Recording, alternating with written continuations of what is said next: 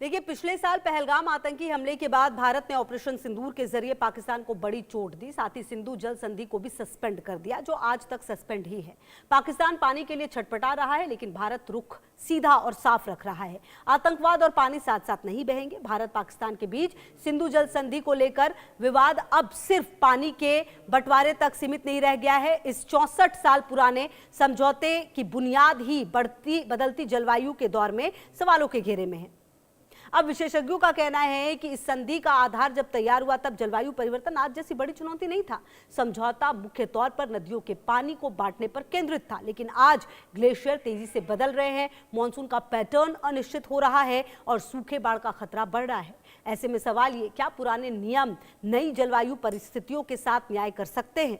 जी हाँ, 64 साल पुरानी लगभग ये संधि है और भारत ने बिल्कुल लाउड एंड क्लियर मैसेज कह दिया है कि खून और पानी एक साथ नहीं बहेंगे। ऐसे में सवाल बड़ा ये है कि क्या आने वाले समय में, क्योंकि देखिए ये जो संधि है 64 साल पुरानी, ये सवालों के घेरे में क्यों है? अगर आप इसको ग्राफिक्स के जरिए समझे, जैसा कि हम आपको बता भी रहे हैं कि लगातार जो तस्वीरें सामने आ रही हैं, भारत और पाक की अलग अलग पानी की जरूरत है।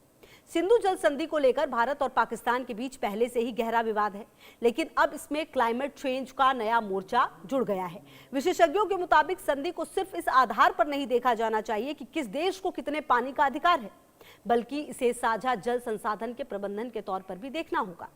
भारत की जरूरतें भी बदल चुकी हैं। जम्मू कश्मीर समेत ऊपरी इलाकों में जल विद्युत परियोजनाओं और पानी के बेहतर इस्तेमाल की जरूरत है।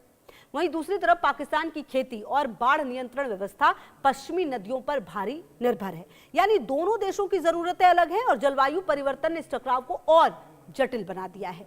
कुल मिलाकर जो ये पूरी परिस्थिति बनती हुई नजर आ रही है, और शायद यही वजह है कि पाकिस्तान और वहां के हुक्मरान गिरड़ भभकी भी दे रहे हैं। अब देखिए, सिंधु के लिए नया मॉडल कैसा हो, अगर इसकी अब बात की जाए, सवाल यह है कि अगर पुरानी संधि बदलती है परिस्थितियों के हिसाब से जो पर्याप्त नहीं है, तो नया रास्ता क्या हो? विशेषज्ञों ने दुनिया के दूसरे जल समझौतों से सीख लेने की बात कही है।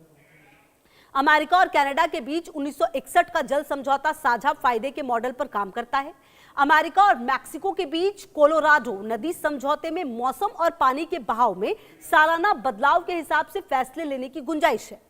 वहीं नील नदी बेसिन के समझौते में पर्यावरण और जलवायु में बदलाव के आधार पर नियमों की समीक्षा की व्यवस्था का उदाहरण मिलता है। यानी सिंधु समझौते में भी परिस्थितियों के अनुसार बदलाव की गुंजाइश तलाशने की बात हो रही है।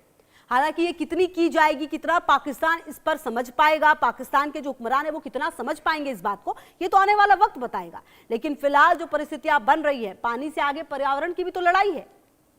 सिंधु जल संधि की समीक्षा का सवाल सिर्फ भारत और पाकिस्तान की आपसी राजनीति से नहीं जुड़ा है। इसका सीधा संबंध पर्यावरण और अंतर्राष्ट्रीय जिम्मेदारियों से भी है। दोनों देश आर्द्र भूमियों के संरक्षण वाले रामसर कन्वेंशन का हिस्सा है। दोनों जैव विविधता संरक्षण से जुड़े अंतर्राष्ट्रीय दायित्वों का भी हिस्सा हैं। ऐसे में साझा नदियों को सिर्फ पानी के हिस्से के तौर पर देखना पर्याप्त नहीं होगा।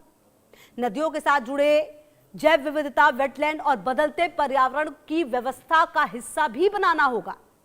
विशेषज्ञों का मानना है कि संधि को अपडेट करके इन जिम्मेदारियों को भी बेहतर तरीके से पूरा किया जा सकता है।